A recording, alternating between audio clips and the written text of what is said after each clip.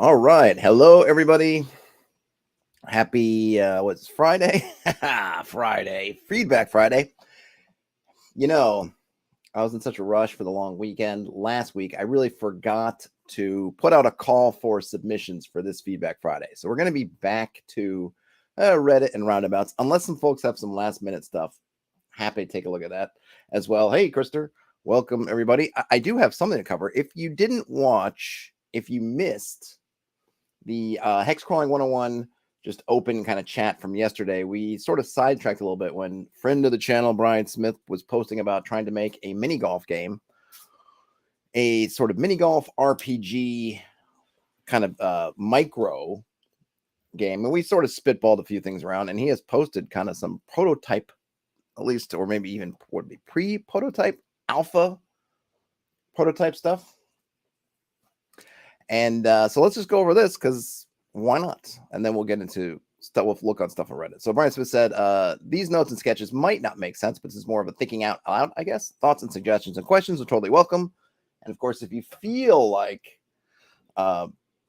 helping Brian out or just kind of talking this out, go to forums.hex.press, sign up. I do have to approve you manually, so it may take me a hot minute, but then you can come in and join the conversation. The goal here is to create a small game that can be played with D6s, a cardstock board, and a 4x6 sticker sheet, maybe a mini golf scorecard and tiny pencil. That's a nice touch. I think if you can swing the mini golf tiny pencil and scorecard, Brian Smith, you should provide 30-ish minutes of solo play. The idea is to fit everything in a Ziploc package and hang on a hook near a game store checkout. The goals are golf plus fantasy RPG elements, Mighty Max plus mini golf. I don't know Mighty Max, but I think I get the gist. Simple mechanic for advancing a golf ball towards the pin, dice placement, variety of courses, quote-unquote combat mode if the ball lands in a hazard, and sticker elements to game board during play. And the design so far, start at the tee, roll a 2d6, choose which die goes on the power track and which die goes on the control track, advance the ball towards the pin, going point to point, and must land on or in the portion of the course as determined by the control die. If the ball starts 1 point away from the pin, the next stroke will put it in automatically. All right. And here we have some sketches that he provided, some prototypes. I'm not sure how this works. I really like the idea. I think the idea of having a power and control really good. And that kind of made me start to think about when you start to add the RPG elements, what could they be? And I was thinking, well, you have power and you have control. And maybe you could have different characters could have different abilities that allow them to sort of turn the faces of different dice. So looking at the example here, we have 2 5s. Maybe one person's power could be like, oh, you can turn your control die one face, like you could turn it away from you one or towards you one. And then maybe you have to turn the other die the other way. So someone who has more control maybe has less power. You could also have re-rolling one die, rolling another die, or re-rolling both dice. You could have some neat things that happen, like what happens, maybe you get to trigger something if you roll doubles, like in this case 5 and 5. Maybe that would allow some sort of special ability. And of course you can have negative abilities too if you have some kind of total fumble, if you roll double ones, or maybe boxcars would give you double 6s, would give you something cool could happen. Start making me think of that. You could also start to think about your obstacles. So, for example, let's say we were talking about the windmill yesterday, and I would say they should have both a power and a control rating, and you have to meet both of them. So maybe you have to say, okay, for the windmill, control needs to be 5 or above if you want to scoot through it, but the power needs to be under 4. The concept being is you can't slam. It's not, you need to finesse it, give some touch. But maybe you think with the windmill, well, maybe power, you're going straight and you get the control right. You don't get hit with the windmill pane, so boom, it goes through. But then you can say maybe the holes or some of the other. We can think about different obstacles and solutions and what they require for power and control, and then maybe what you get out of it. And then you start mixing and matching it with your different abilities that may allow you to start manipulating the dice. And you get some kind of interesting things like trying to get holes in one or how many strokes you're getting. And then, of course, you can play up to, 18 holes and then maybe something fun with the clown head at the end of it all. So thanks, Brian Smith, for sharing. Hopefully, folks, I'll probably write some of these comments in there maybe later if I remember. But thanks for sharing. On to the RPG Roundup tab. Oh, wait, there was one other thing somebody had told me about, and I remember it. Let me pull it up. It's this silver arm press, I think was where it was.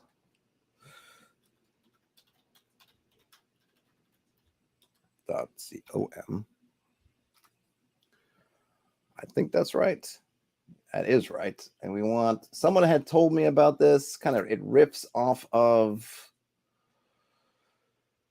what was it exactly? So there's a bunch of things on this blog, but I think the one I was pointed to was, I have the address, it's just on another PC, which I can't get to, but I think it was about damn time campaign events table. That page doesn't exist. About time campaign. Tables. Not tables. Not table. Tables. Plural. Nope. Wait, what did I miss? About damn time. Oh, on. On. I probably could have done a search and done something more efficient. I know. There we go. And I will, let's see, let me post this into the chat as well. So if you want to follow along from the comfort of wherever you happen to be, you can. And I'll put it on screen also. Give it a minute. And I'm going to take a swig here of, what is this? Blood Orange Tangerine Spinger for the working man. Okay, there it is. See it on screen. silverarmpress.com/about-time-on-campaign-events-tables. If I get my act together after this goes, after we finish, I will post it in the show notes or make a comment or something like that. Let me bump up the size here. Make sure I'm in the right spot. I am. Okay, I think this is good. Is that good for everyone? Let me know if we need it bigger. This was posted. Okay, so it's a little bit old, but new to us. It was posted last year in February. A campaign event table. And apparently this is pretty long and it looks pretty long. So I'm glad we're covering this at the beginning. And it's not one of those occasions where I discover this at the very end of the stream and then I'm just losing my voice trying to read through it or trying to rush. There's been heaps of great writing. There's been heaps of great writing about the value of specific procedures in old school D&D that atrophied away and were forgotten as editions marched on. The reaction table, morale rolls, and the system of location exploration turns linked to diminishing light and increasing odds of random encounters are all valuable to support a specific style of gameplay that has time and resource pressures and doesn't default to all things invariably trying to kill you. Another element of specific procedure for sandbox games that I think could use a renaissance are campaign events. The original AD&D Oriental Adventures comes with mountains of well-deserved baggage, but it did have one area that provided a really useful table for inspiration, the campaign events section. A DM could use the tables to roll up the overarching events of an entire year in advance. That seems interesting, but I don't know if I would want to do a year in advance. And I think the reason why I wouldn't want to do a year in advance is because I want the events to seem dynamic to me and the players. And I wouldn't want to know that, in 11 months, the ambassador is getting assassinated. And therefore I'm kind of thinking in the back of my mind that's going to happen. I mean, I suppose if you're thinking how you want to prep your campaigns, maybe you think that's a boon. But for me, I want it to be a shock and surprise. One's like, oh gosh, the ambassador has been assassinated, and not have it be something that way. I think that if you know in advance, I would believe, unless you decide to ignore and you can block it out of your brain, it's going to make everything neat because you're inevitably going to plan for it in some way. Even if it's only the ambassadors, you're going to kind of move them out of the mix when it gets closer to assassination, or everything's going to link in. And that's great for a certain type of campaign. But I actually think that it's a hidden feature or a hidden good thing is to have a little bit of mess in which things happen and they don't immediately lock in perfect precision, like a finely tuned and cut puzzle piece that just fits in just so. I like when things are a bit messy and then you got to figure out like, oh gosh, what does this mean? Who did kill the ambassador? And it throws everything into a disarray. I'm like, that's good, because then that's demanding my imagination. That's putting a lot of, it's forcing me to think out in the world. It's probably going to force the players to have to open, as opposed to like, oh, of course the ambassador got assassinated. I've been setting it up for X amount of months, but that's just me. There was also a daily events table, but I feel that territory has been pretty covered by using wandering encounters table stocked with events, as well as potentially hostile foes for whatever city, blasted wasteland, or hole in the ground the PCs find themselves in. A neat element of the system is that the table rolled for monthly events are affected by whichever yearly event was rolled, while the seasonal events are happening. There's a 4-month war for the seasonal event on the major battles and bandit. If there's a 4-month war for the seasonal event, then on major battles and bandit activity are likely. Okay, that's all right. I think what they're trying to say is if you have the seasonal event that you're in a 4-month war, then the events for the monthly events for major battles and bandit activity are more likely, while there's little or no chance of marriage events for the months that the war lasts. Curiously, seasonal events of natural disasters also make every other natural disaster less likely while they last. There was a famine, then a minor earthquake is suddenly more likely during this time. I think this non-scientific take can work well for a lot of fantasy settings, as the natural world is often portrayed as magically interconnected, and if there's a period of natural disaster and instability, it makes sense that it affects the rest of the natural order. So something to take away from here, again, not necessarily in terms of what they're saying specifically, but these kinds of systems, which is interesting, is that here, and I guess in Oriental Adventures, and I'll have to pull out the book at some point, and maybe we can go through it, look at the original sources for this on another stream. But this would presumably take the place of the kind of faction turn thing, because in this case you're rolling up, oh, we got a 4-month war, and then you'd probably determine who's most likely to go to war, as opposed to looking at it and saying faction A has made this move, faction B has made this move, and the natural outcome of these two moves being made is that a war breaks out. And there's neither one is right or wrong. At some point, you're going to have to make a call of, well, what is faction A trying to do? They're trying to take over the valley. Okay, well, faction B is also in the valley. Certainly don't want faction A to do it. And then at some point we make the call that, okay, they've gathered enough resources. Maybe we're using our fronts or whatever, using to track their progress. Now they've come up with enough resources. So now the next thing is to actually make that offensive push. And of course, the other factions can defend themselves. And so then you have the war. Whereas in this version, it's more like you're rolling for, and you could play with the odds, presumably, to make it whatever you want, but there is a war. And then you have to look at the board and figure out, well, who is participating in this war? From a player's perspective, I think they probably appear about the same, unless they're intimately connected.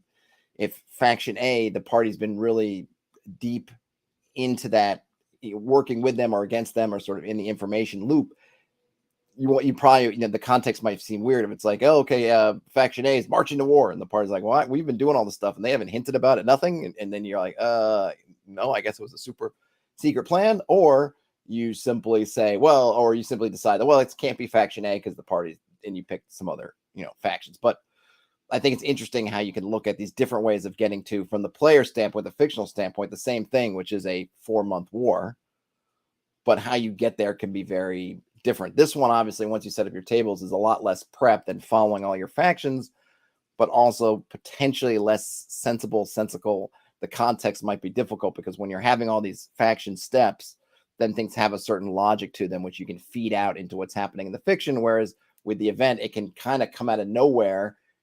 And maybe that's a case where you want to roll this up a year in advance and say, okay, I know this war is coming in September. We're in February, and now I can plan for how do we get to that war. If that makes any sense. Snoopy Dog, hey Snoopy Dog, says, how would you go about finding a dungeon master for the Chattanooga Hicks in there? Any ideas? Well, it's a good question.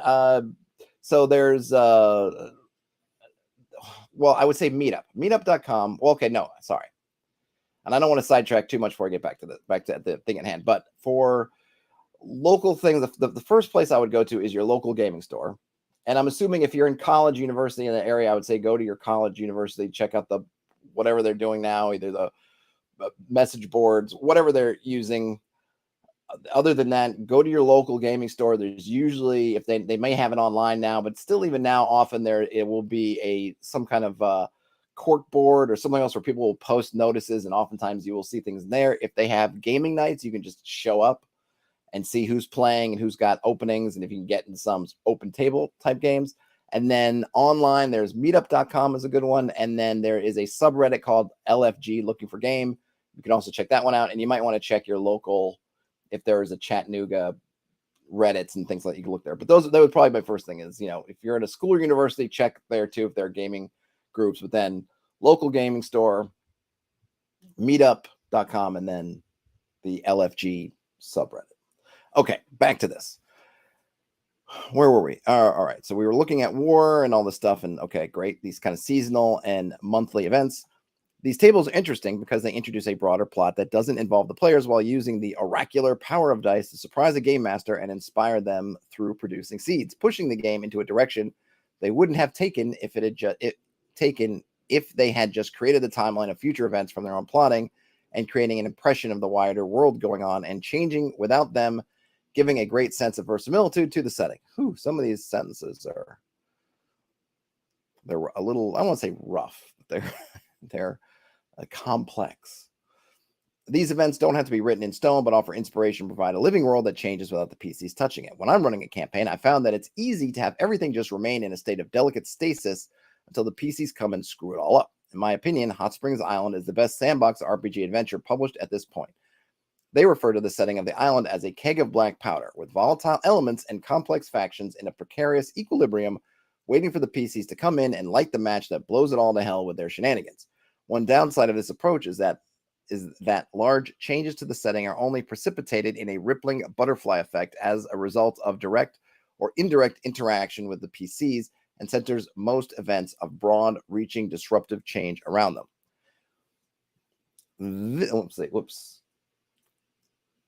This is my default way to run sandboxes. If the PCs haven't interacted with it, it exists frozen in the same state until they do, or their actions impact it.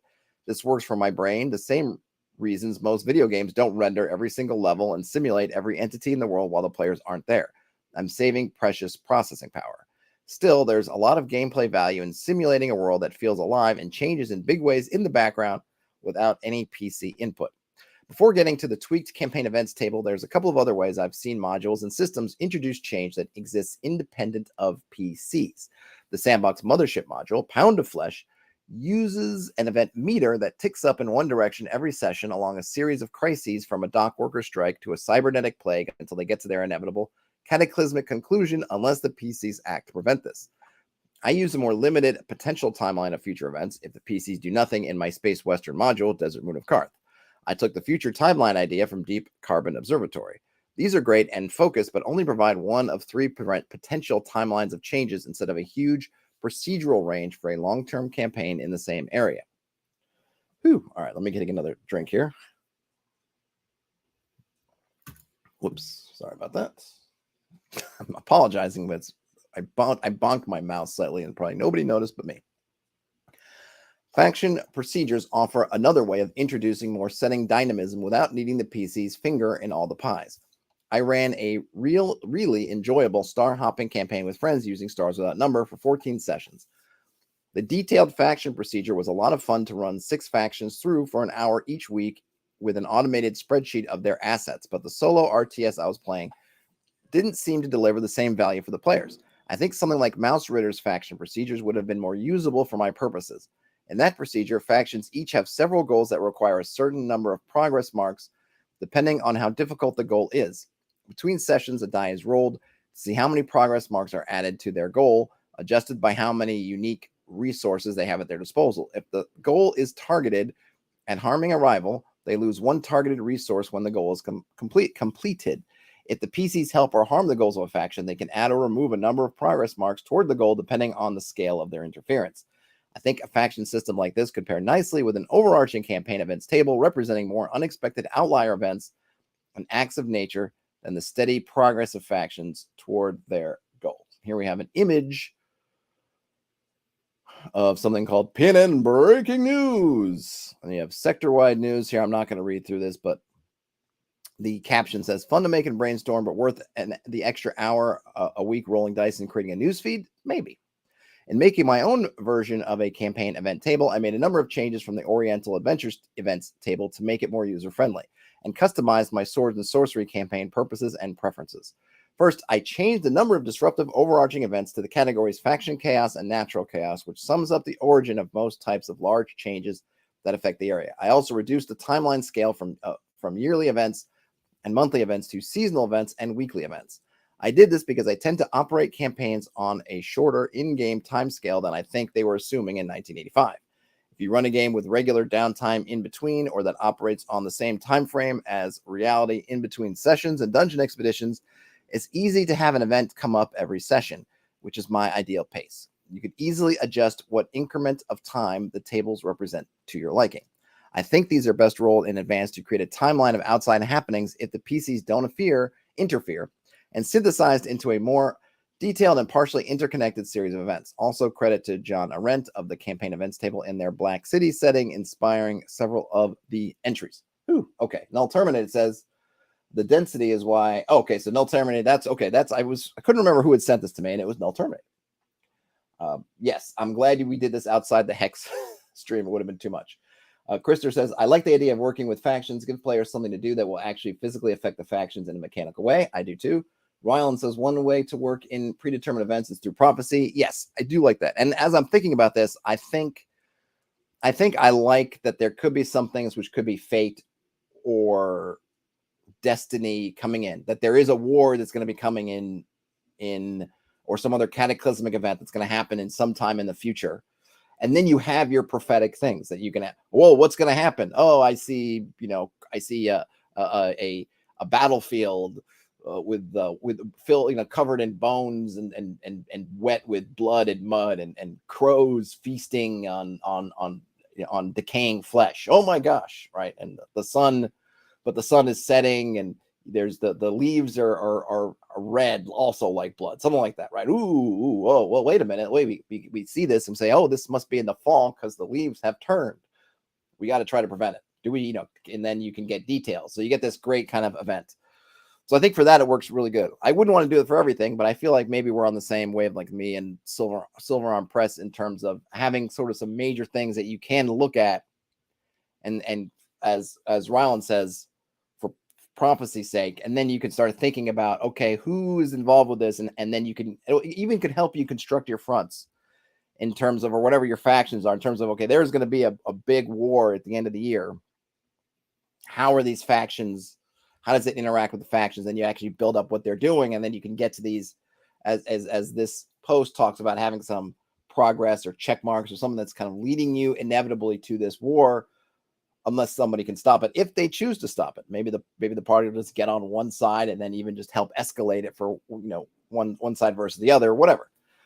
I do like that. I think that can work, and I think the natural disasters, again, for sort of prophecy's sake, can do it. But I don't think I'd want it to be. I think I'd want it just for these major big events and leave the smaller things to be determined kind of ad hoc.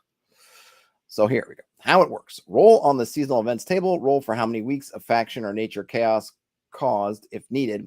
Roll 1d12 to see what week of the 12-week season the season event starts on. Roll a weekly event for each week, rolling on the faction chaos or nature chaos table if the week occurs during a period of either from the season event.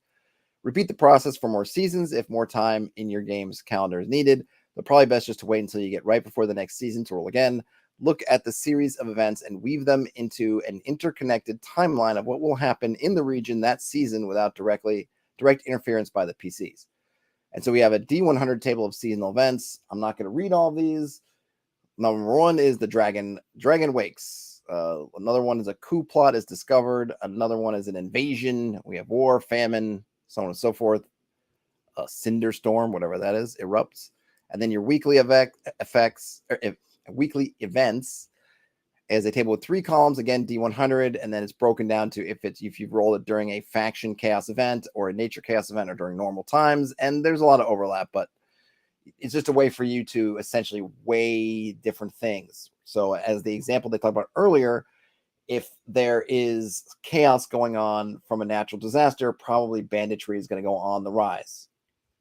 Makes sense. During normal times, there'll be more civil or authoritarian control, for good or for ill. So bandit activity is going to be at a more normal level, but it's going to spike during these times of chaos. I imagine it might during faction chaos also, but it doesn't look like they have that, which is interesting because I would imagine I would probably add more bandit activity as well. Christopher says, even with prophecy, you can conceivably change the future so it doesn't happen. I mean, I imagine, part of that's going to depend on your feeling on fate. It's that, which version of the Terminator kind of tale do you like, where the Terminator comes back in time and you can tell John Connor or whatever, and then you avoid the future where Cyberdyne takes over? Or was it more like, I guess, T3 was, which was the Terminator's coming back, not because with the concept that you can't change the future, you can just sort of prep for it better than as well as you can. And since they need John Connor in the future, instead of having John Connor try to stop this apocalypse, it's more about saving him so that he'll be around for when they need him post-apocalypse. So you can determine how much is changeable and how much is not, and what stuff is deciding, no, this is locked in, this will happen, which can be fun too, right? We're playing a game, we're playing something where the party presumably are going to want to feel like they have some kind of hand in it. But you can also have fun with this aspect of you can change the nature of what's happening, but you can't change it. So the big war is coming, but who's winning, who's losing? Be vague enough with your prophecy that you can't really tell. That's kind of part of prophecies usually anyway, is they're not super precise, but they just give you these details that you can read in different ways. It's so you have some wiggle room for, okay, the PCs have done these things, but I've decided that they can't stop the war, but they can change. Maybe they can change the flavor. They can change how it happens. But you something you have to decide how you want it to be on your own. And then we have a blank one. So now we'll get an example season. I rolled for the seasonal event of the year and got a 93, Red Comet. They then rolled a 1d12 to see what week the seasonal event started and got week 7. Reading in the description of the green comment, said Red Comet, now we got Green Comet. That lasts for 26 weeks of natural chaos. They roll to see how long it will last and get 2 weeks. The first 6 weekly events are rolled during the normal times table, and week 7 and 8 are rolled during the nature chaos table. And the last 4 weeks events are rolled on the during normal times table again for the following 12-week season results. A new dungeon discovery, and then accident, and then a birth, and then a new dungeon discovery, then a mistaken identity, then a merchant caravan, then a red comet that means death, another red comet that means death, supply issues, skystone, impact, haunting, and then an outsider visit. Looking at this timeline of events, I decided the season starts with a rival adventuring party discovering the steaming grotto's hidden entrance to the volcano mega dungeon of Cinderstrom and bragging about it a bit too loudly in a settlement's drinking hall. Next week, one of the members falls into a mud pot and is nearly fatally scalded on a subsequent expedition requiring bandages over their entire body. The third week, an Anasa, the herb merchant, gives birth, and there's much celebrating and festivities in the village of Nabtar. In the fourth week, the same rival adventuring party decides to venture away from Cinderstrom and stumbles upon the mound of the Horse Lord and prepares to loot it and brag copiously again. This angers the plainsfolk who hear about it, and a rowdy mob is assembled the next week to punish the party defiling the tomb of their ancestor. Unfortunately, their info is bad, and they believe the PCs are the ones that enter the mound while the rival party skipped town. On the 6th week, a merchant caravan passes along the trade road and brings merchants bearing strange goods that are available for the short week. The caravan stops in the Cinderstrom Basin. The rival party flees the region with them. On the 7th week, the red comet is visible and magic is empowered, and strange things stir as it's visible for 2 weeks. In the same week, dealer of the black pomegranates in the Janir Bastion is racked by convulsions while gazing up at the red comet and dies. All right, I'm going to stop there because there's a lot here. And I feel like we get the gist, right? You're taking these events and then you're going to fit it in the context of your world and place the things where you feel like they make sense. And of course, you could use more dice or anything as well to bolster your inspiration. Ryan says the comet is so chaotic, no one knows what color it is. That would be kind of fun, right? It could be different colors from different angles. So yeah, I think this is really good. I can already see some things I want to steal out of it. I don't think I'd want to do things necessarily the exact way. I do like the idea of having your weekly events and having them thinking about how they're weighted during these different times, right? What happens during normal times versus what happens during faction times or these kind of chaos times. It can be sort of up to you how wild and woolly you want to be. Like, are you going to get, because you could end up with some things like Merchant Caravan coming 3 times. Is it the same one in different towns? Is it different ones? Do you feel like that makes sense to you? Do you want to have it more or less, right? Do you want to, I kind of feel like for a lot of this is, I don't need to track all over the world Because it seems like this, and again, I don't know the geography here. I would just want to be kind of within, let's call it earshot of the party, more or less. So for the towns around the party, all these things are impactful. If it's across the other side of the world, I don't know that I need to roll. And I can't tell from the context here whether these are all in a smallish area or if it's like really broad. So, the what was it? The herb merchant giving birth. I mean, that's got to be nearby. I'm not going to bother with the herb merchant's birth or pregnancy somewhere else. Hard to tell what they mean by that, but that's what I think I might do. Is just, or my suggestion might be to sort of localize it.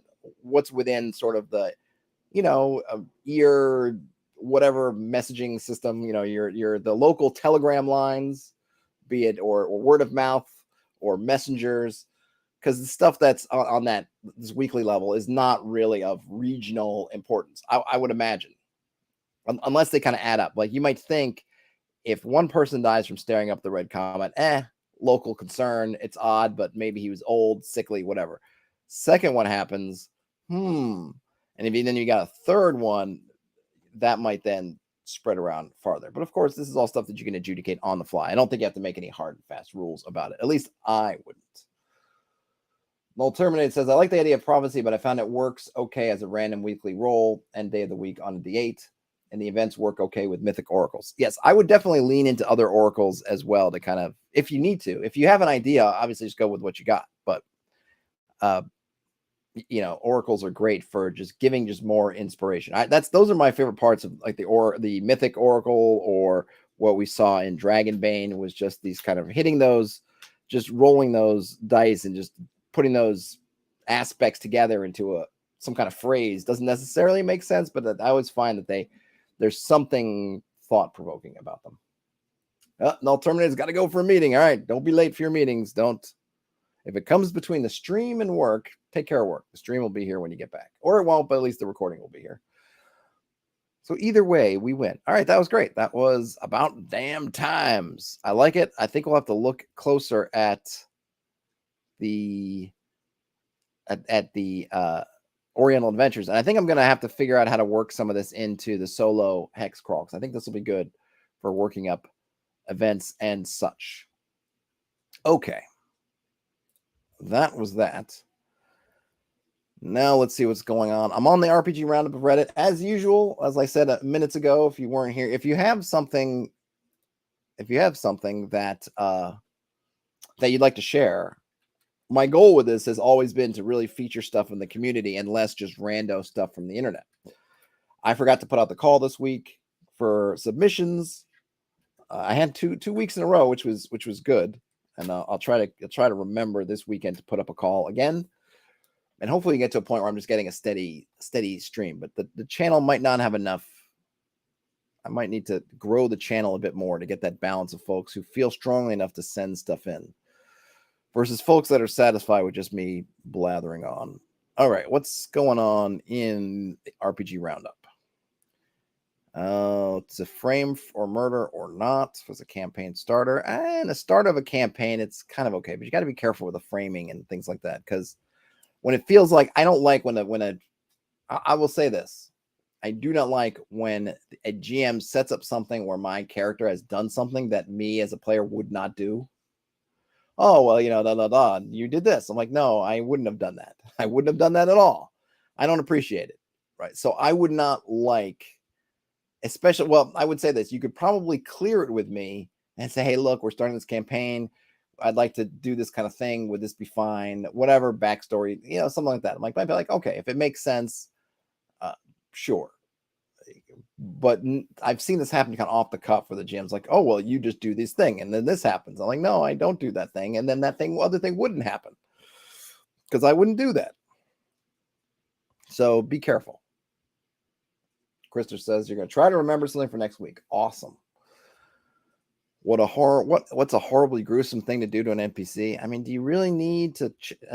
Look at the news. Just gosh, there's no end of horrible things. Thoughts on resolving checks with mini games? That one should be a Brian Smith question for his his game. In terms of RPGs, anyway, I have a love-hate relationship with the mini game, and I put stuff in like skill challenges in this kind of mini game. You could say combat is its own mini game, and I guess in some ways it is. Maybe in most ways it is. It has sort of different, somewhat depending on your system, somewhat different resolution. It's got specialized skills, and I know a lot of times people will think that you're kind of playing the normal game, and then when you go to combat, you switch to your minis and board, and then suddenly it does feel like you're sort of stepping into another game. So I guess I can't be totally against it, because I do think because of combat and the time scales and everything that it makes sense to have some specialized procedures for combat. If we're at least we're running combat the D&D-ish way, where we're going turn by turn and not rolling up minutes at a time and sort of abstracting kind of way out. If you're going to be kind of moment to moment, well, that those moments are seconds versus minutes, and then who goes first is more important. And I know I've seen some things where some people running combat with I don't know what's the word used for, sort of just kind of logical initiative, that basically people go when they think they kind of should go, or when it seems to make sense they could go, and maybe that will work great. I don't tend to like that, because I don't want to be the arbiter of who goes first and who goes when. It's probably something, I mean, people have said it works, it's worked for them and helped speed things up, and I guess that's fine.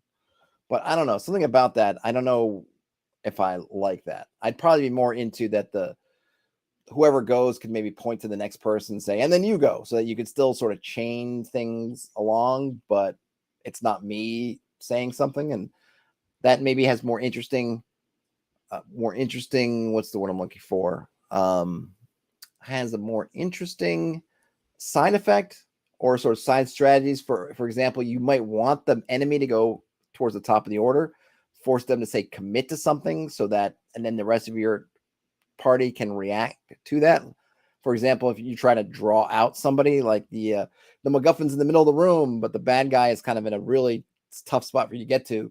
So maybe the rogue who's got great initiative goes first, and thinking like, okay, I'm going to make a run for the MacGuffin, and I'm betting that when I make that run, the bad guy is going to want to jump out. And because if we all go next, the bad guy is going to be in the spot where he's really hard to get at. Maybe he's got great cover, or it's whatever. It's like, okay, so I'm going to, or maybe it's something under the ground. So they're summoning worms from Arrakis and the Thumper, whatever. So it's like, okay, I'm going to do this, and then I'm going to signal the bad guy, and then hopefully the bad guy will come out to try to swallow me and the Thumper or whatever, the MacGuffin, and then the rest of you guys can then leap on there and right? I get that, but then there's obviously some potential pitfalls with that, which is you're okay, rogue, you're doing this, and that's great, and yes, the guy is going to attack you, but now you're exposed. So I kind of like the idea of those thought processes, but I haven't tried it myself. Puzzles using player character rather than player. Oh, I guess that's an offering advice. Let's click on this one. This might be interesting. Now, remember, this is DM Academy, so it's 5th edition focus, but give an upvote. So this is offering advice. This is Fairway 3 Games giving advice to potentially others about this concept. If you're going to use in-game puzzles, make sure they are player character puzzles and not player puzzles. Let's start with the problem. Most in-game puzzles need to be worked out by the players. These puzzles play like a video game in which the player or players work out the correct combination, interpret the information, or unravel the clues in order to solve the puzzle. They often rely on the player's own ingeniousness, intellect, insight, and memory. And if the players can't figure it out, neither do their characters. Instead, if you're going to use puzzle encounters, the encounter should focus on the player character skills, abilities, and in-game resources. An in-game intellect puzzle should be more readily solvable by a character with a +5 intelligence than one with a -1 intelligence, regardless of the player's own capacity. Let's consider a very basic example of an NPC who offers a reward for solving this riddle. I have teeth but cannot bite. I open doors with a twist of might. The solution is a key, but it should be irrelevant if the players themselves know that it's a key. But it shouldn't, I think he means, but it shouldn't be irrelevant if the players themselves know that it's a key. And inviting the players to say key is potentially out of character. Instead, there should be an intelligence check with a really low DC. This also enables you to have puzzles that none of your players could solve, but the player characters might, because a successful check provides them with the solution. For example, you might write a very difficult riddle like, born from fire, tempered in strife, wielded by heroes to cheat death's knife. Players might not even know it. That's fine. The player character overcoming a DC of 20 could know the solution was Phoenix Feather. This dynamic plays out in all kinds of in-game puzzles in which the players themselves are expected to be the conduits of information, logic, or knowledge, but the players aren't their characters, and the player's ability to solve puzzles should have absolutely no impact on their character's ability to do the same in-game. Well, I have to say, Fairway 3 Games, that I pretty much disagree with this 100%. But this is also why I don't love a lot of times what the in-game puzzles are. To me, the overriding puzzle of a role-playing game is you as a player are putting your brain, if you want to think of it like Quantum Leap or thinking whatever, you are putting your brain into the body of this character in a foreign land, whatever. And so it is your intellect. That's the game. I mean, to me anyway, that's the game. It is your intellect pitted against presumably the intellect of the DM or the intellect of the world, whatever the obstacles, maybe intellect's not the right word, the intellect of the player against the obstacles presented by the world that are governed by the game master. I believe that just implicit in that is, yes, it is the player and not their character. If it's just rolling numbers, if it's just going to be rolling dice, then I don't need the players, right? If it really just comes down to, okay, well, here's a navigation puzzle. Do we go left or right or east or west? And it's just going to be like, I want to roll under my wisdom. Like, okay, well, then ranger guy or whoever's rolling the wisdom, I don't need you. Like, what are you doing? Is you just there for the dialogue? Like, what? Like, I don't, it's just, okay, we go. No, it's, to me anyway, it's no, you as the player determine what your character does. And this is why, I guess ultimately, this is why I don't like intelligence seen as intelligence. And I look, I get it. It's called intelligence. And okay, so it's how smart you are. I don't like it. I am totally fine with systems that have it. And some of the OSR and NSR systems have just done away with it completely. If you want to play as you want to play as a buffoon, you as a player can decide to play as a buffoon and do that. I prefer to think of it as maybe not learning or education or what you've read, things like that. Something that maybe gives you some kind of or maybe even just like how it's used in the kind of OSR field is really just how many languages you know. That's totally fine for me. I don't need it. And the same thing with wisdom. If you want to give it to some kind of like, oh, you've got a spider sense or some kind of sixth sense, great. It can add some bonuses to your or penalties to your saving throws, and then we move on along. I'm very much in the camp of it is the players. That's the game. That's what I want as a player. I want to come in, be presented with a situation, and I solve it, and not say, well, gee, my wizard's got 18 intelligence, so I'm just going to roll this d20. Blah. And that's kind of why I don't. It's really goes back to the same reason why I don't like skill challenges, because they're essentially the same. Escape the city. Okay, great. What are you going to do? And I want to be in that moment of, ooh, how do we escape the city? And not like make a statement like, well, I'm going to use my wisdom to intuit where the enemy's coming from, roll a die, and then like, great, we've passed it. It's like, no, I just rolled some dice. And there's nothing wrong with rolling dice, but I didn't do much. That's just me looking at my character sheet. And I remember when 4th edition came out and I was playing it, and I felt like when we got into skill challenges, and maybe our group was just that kind of group, so don't at me if you love skill challenges, but we just kind of be looking at our sheet. Oh, I'm not good at, I don't have great dexterity or stuff. I remember this one where like jumping across rooftops. I'm like, I don't have great, I'm jumping, these kind of athletic skills. So is there a way I can figure out how to turn my intelligence into whatever? But the problem is if we were playing it moment to moment in the game, I forget what I was playing, but like he would have gotten the heck off the roof and ran down the street. It wouldn't just be jumping across the roof, but that was the challenge, right? The challenge is you're on rooftops, roving rooftop to rooftop, and you have no ability to really say like, well, I don't want to do that because my guy's not going to do that, because why would he? He's going to get the nearest fire escape. He's going to get down to street level and run that way. And maybe if it makes it a little bit easier for the enemy to track him, I guess that's what he's going to do, because he's not going to be able to jump rooftop to rooftop, but you don't get that. And I feel like the same way with sort of puzzles. The puzzle to me is the world. The world is a puzzle. Everywhere you go is a puzzle.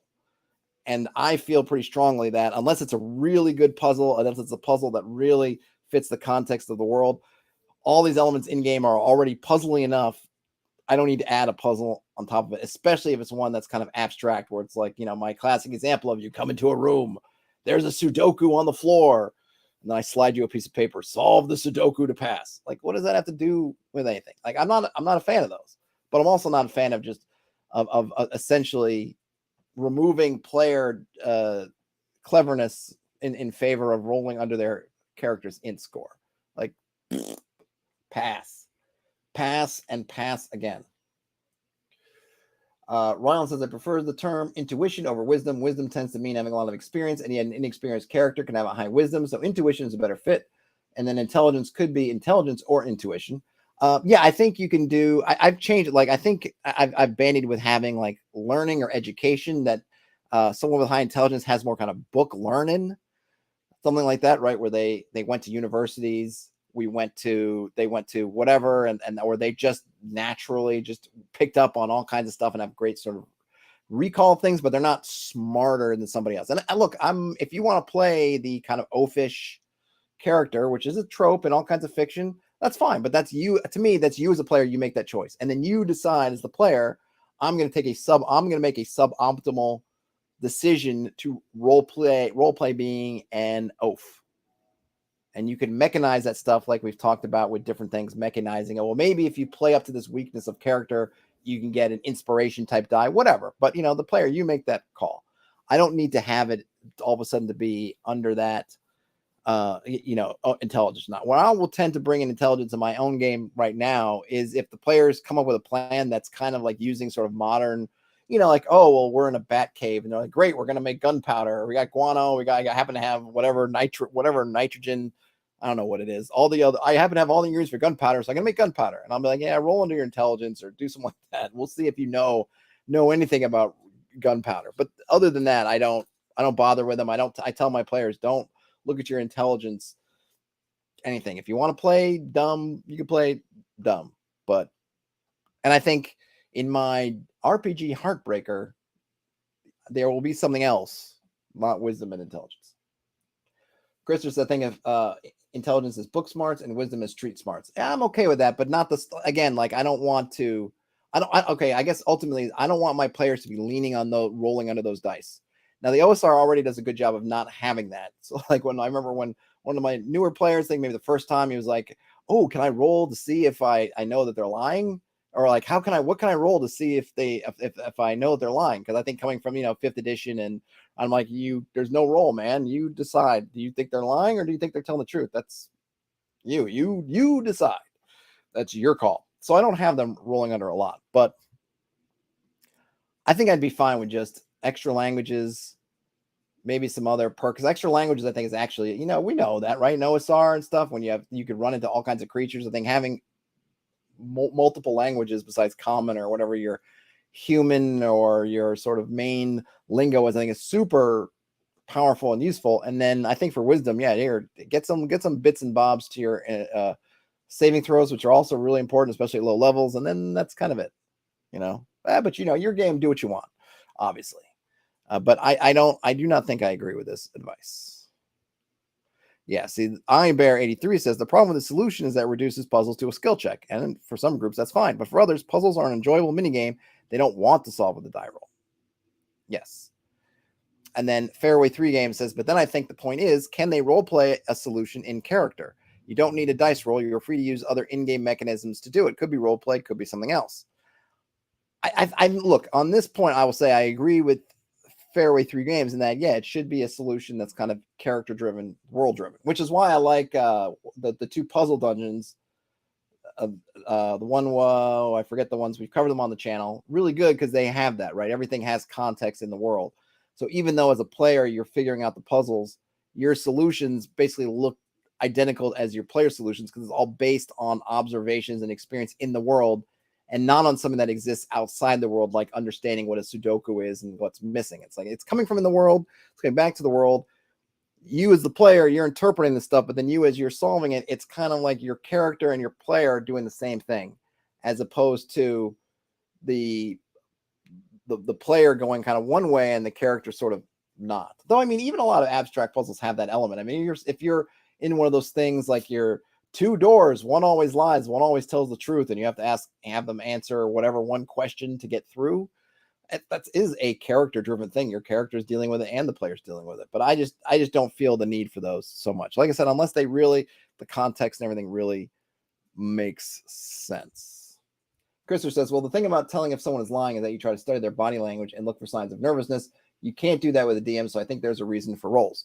I think that's just, for me, Krister, I get what you're saying, and yes, there is that. And I think as a GM, you can try to add things to it, but I think ultimately it's a game thing. I get it. It's not perfect, right? There are certain things that aren't going to be perfect translations from if you were totally in the fiction and you're not. However, I'll also say at the same token, we as people are not perfect experts on lying, okay?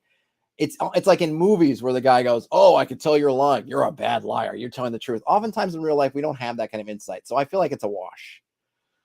I just totally feel like the juice on that is not worth the squeeze to have people start relying on insight rolls all the time. Because yes, we sitting here outside can say, "Ooh, I'm going to check to see if they're shifty or if their eyes dart from side to side. Are they looking me in the eye or are they not?" But there's so much of that in the moment when you're actually interfacing with somebody in real life, you're not catching all that stuff because you're not the mentalist, you're not Sherlock Holmes, and neither is your character. So to me, it's a wash. But I would much rather say, well, you know what, your mate's going to be a little bit imperfect, but we're going to rely on you and what you as a player into it, than rely on, let me just roll a d20. But again, that's me. Your game, you run it how you see fit. I like to try to. I mean, I will do stuff. See, so here's what I will do. And again, this is not perfect.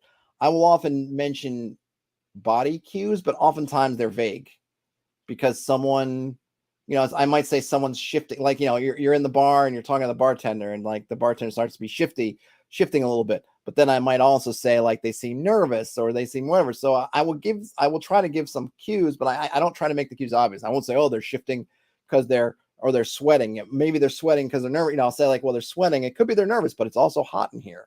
Their eyes are moving from side to side, but you're not sure if they're trying to avoid your gaze or if they're just surveying the room. So I will do that sometimes, but I try to make it so that ultimately I'm not like giving anything away. And look, if it's never the end of the world. If the players don't catch up to the lie in the moment, they'll catch up to it later. To me, again, I don't think it's something like, oh gosh, they're not getting enough beat on the lies, the game is ruined. It's like, they'll deal with it. And then when they catch the guy lying the first time, then they're going to obviously be more alert or less likely to believe the second time. I feel like it all ends up working out. It all comes out in the wash. Oh, what do we have here? I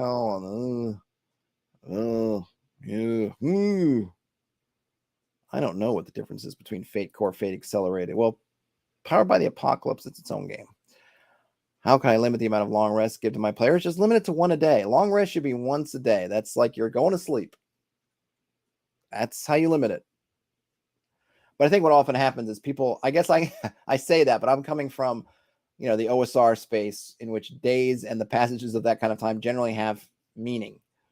Whereas I think oftentimes in 5th edition, the days don't matter. Things are kind of just, they're going so that you'll have someone spend 5 days just kind of camping for naught. Oh, what do we got here? Let me go into the one problem I have with my multi-Reddit is DM Academy gets way more posts than OSR and some of the other ones. So you get flooded with that. So let's look at, we're already at 55 minutes. So let's see if we can find one good one. Ooh, this might be good. Now, I know I'm guessing they're asking, not offering, but hopefully we get some good responses in here. This is submitted by Rogthanor. Best Wandering Monster Mechanics. Making a mega dungeon and the Wandering Monsters tables don't feel quite right. Anyone know of passable alternatives? Oh, well, I guess it would be nice to know what doesn't feel quite. I guess they're making their own mega dungeon, and so these are their own tables. Or whose tables? This is a weird question because, listen, as an aside, you're posting on Reddit, you're looking for feedback. Come on, do better. Rogthanor. I'm not even saying this to be mean, Rogthanor. I'm saying this to help you, not that you'll ever hear this. If you can just give 100 more characters, make this the length of a modern tweet to just fill in, I'm using OSE Wandering Monster Tables, AD&D Wandering Monster Tables, White Box Wandering Monster Tables, my own tables with their D6 base, whatever. Like, give people something, because you're asking for alternatives to something that no one knows what they are. Hard to give an alternatives, nothing. I'm building a house. I don't feel quite right about, whatever. What is it? Like, well, which part of the house? Like, what is it? Like, you got to give give some context. It doesn't take but another 30 seconds to write what system you're working in, or a little bit more about your mega dungeon or something, which would then help with the responses, because a lot of responses, I'm guessing, are going to start with, well, I don't know what you're looking for, but here are some ones I like, which may or may not be useful to you, because they may be posting stuff that you're already using that you're not happy with. End of rant. Okay. Joe Vinci says, what don't you like about it? You could use a hazard die. If your problem is with the uniform distribution of a simple roll table, you could use a curved distribution like 2d20, 3d6, or you could use a hex flower. Let's see. Happy Myconid says Troika uses means or means. I forget. I don't really remember how to pronounce that word. Overload. It's more overloaded stuff. So you're just getting a bunch of blah because nobody knows what you're doing. Okay, so here what they're trying, I guess they're using it, so they're stocking. It seems like they're actually stocking monsters. And Mokuba says that that's really not how they work. Yeah, okay. I thought that would have been something helpful, but not enough information. Rylan says they don't like low effort posts where people ask for much more effort than they put in. It's lazy, exploitative. Yeah, I mean, this falls into me. I'm prepping for my game. What do I need to do? Man, there's how many hours of reading and videos do you want to watch? Or, I'm new. What do I need to know? Like, man, come on. Help us help you. But yeah, I agree. You're expecting people to give you all kinds of really great information, and yet you are giving nothing. Hard to get enthused over that. Costs for forgery services, just make one. See, these posts, I don't want to be ranty. I guess maybe I am. Why do you need a game with costs for forgery services? Like, what does that mean? Like, you would switch your whole game system because one system has a cost for someone doing forging for you and someone doesn't? Like, maybe this is just kind of like an ethos thing. It's like, this is totally what makes sense. Roll a die, X amount of, just like, it's, you need a whole system or change because you don't have what to me seems like a very edge-cased product, which is a forgery. What makes sense? Go with it. Make it expensive, because forging should be expensive. Otherwise, everybody be doing it. Oh, let's see. Can I get one good one? Oh, OSR subreddit, you're kind of letting me down here. Oh, system neutral. Oh yeah, this one, I'd like to check it out, but I don't think it has much. I think the links to a Kickstarter or something, so it doesn't have something I can look at right now. Got the video. Any hints on running a war as a dungeon? All right, we'll check this one out. It's posted a couple days ago by Javier Lustanao. When I was in high school, I used to love running wars that were sort of a theater of the mind dungeon. You would move along squads and have enemy soldiers single you out and have to consider leaving the front or saving somebody about to be struck, finished off, or attack somebody who's distracted. 3 decades later, I'm thinking about this sort of adventure because my players are going to be broke in a historical setting and might consider joining an army for the rations, but that will put them in large-scale combat. How have other game systems or modules handled this? I've never run it as a dungeon. I just try to run. I've run it the way I've run it before is just kind of sort of cinematic moments.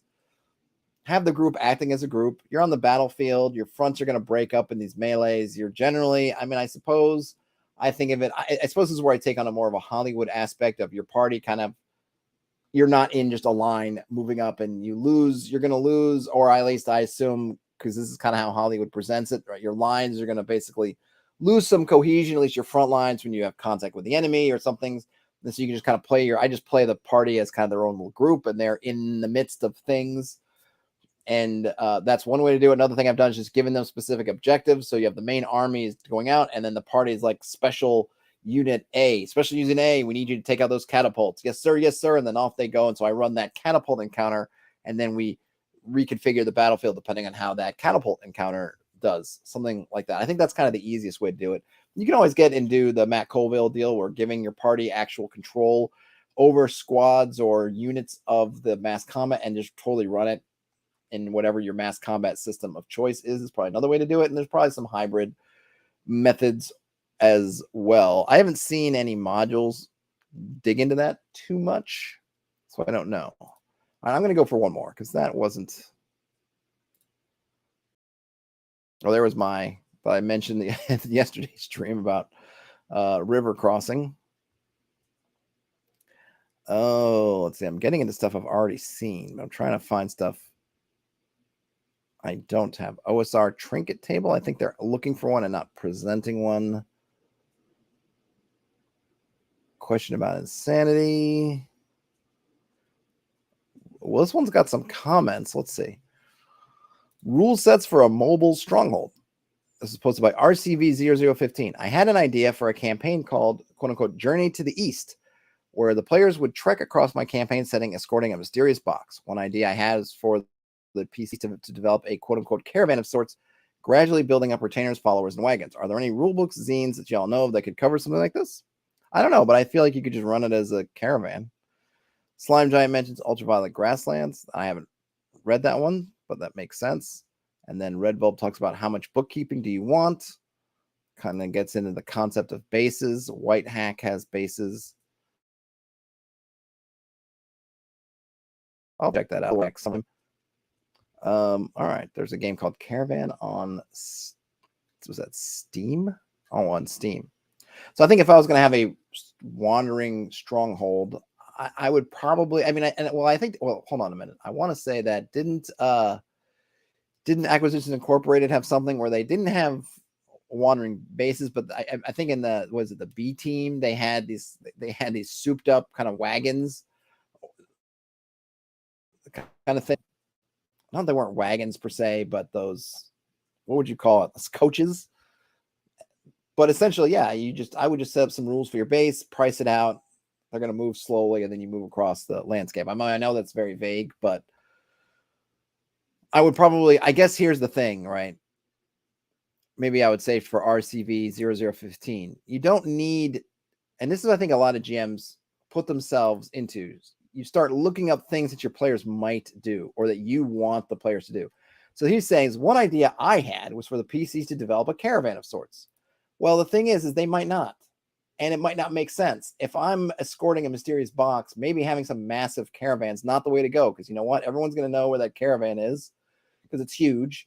It's going to move super slowly, and it's going to be very vulnerable to attack. I don't know how much I'd have to soup it up, but you've got, depending on your setting, things flying through the air. If it's Journey to the East, like Journey to the West, sort of a wuxia kind of monkey king and demons and things. There could be all kinds of things flying through the air, dragons, anything. You are a sitting duck in that massive caravan, especially if all you need to do is bring a box that's small and fairly mobile.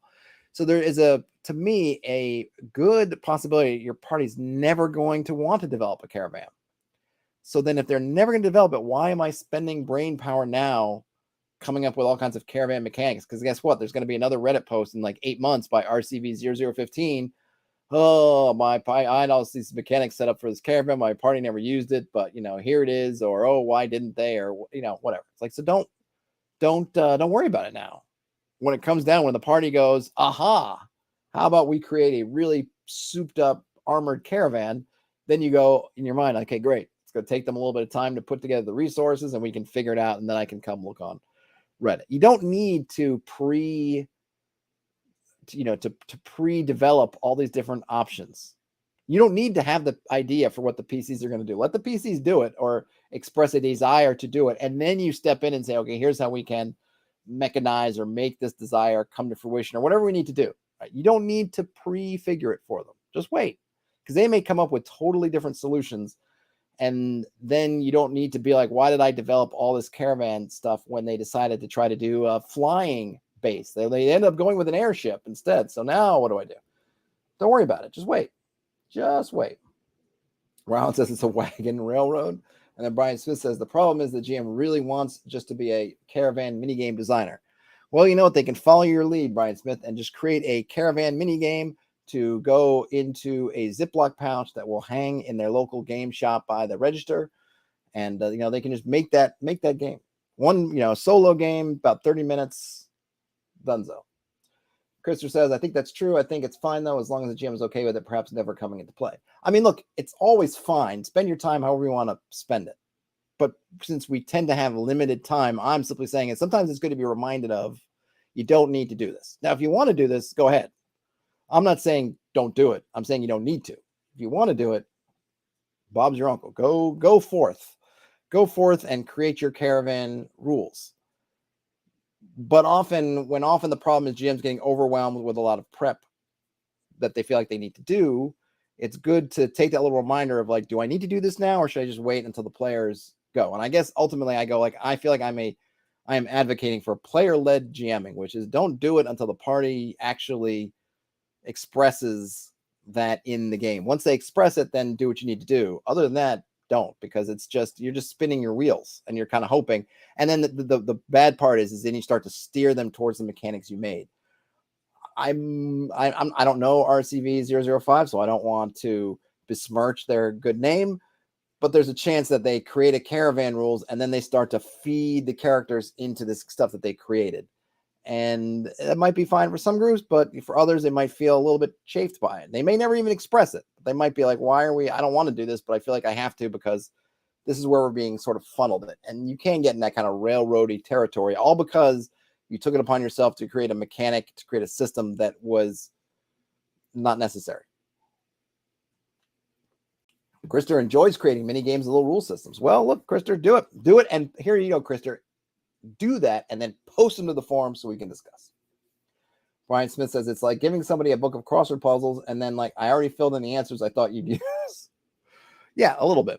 I mean, there's nothing wrong. Like I said, there's nothing wrong with doing it, but there's the danger of once you've done it, you start to push your players towards it because you have it. And that's what we don't want to do. Don't push your players towards something because you decided it was something that they should do or could do, or you want to do. Let them figure it out and then you come in. All right, folks. Good stream as usual. Brian Smith, I don't know if you missed it, or I think you probably did, but we did look at your what you posted on the forums, your tiny golf game at the beginning of the stream. Good stuff. I had a couple of comments. You can go back to the front of the stream and catch it if you missed it. I'll try to type them up, but I might not. So go back and listen to the comments. And folks, if you have things you'd like to share or you want to follow up on Brian Smith's progress with his mini golf, mini RPG, mini game, go to forums.hexed.press. Other than that, if you give a thumbs up on your way out, that'll be awesome. If you found yourself in the stream and you enjoyed it, and you're not subscribed to the channel and you feel like subscribing, that would also be awesome. Otherwise than that, have a great weekend. Enjoy the rest of your day, night, whenever you end up watching or listening to this. Game on, everybody. And I will talk to you later. Bye now.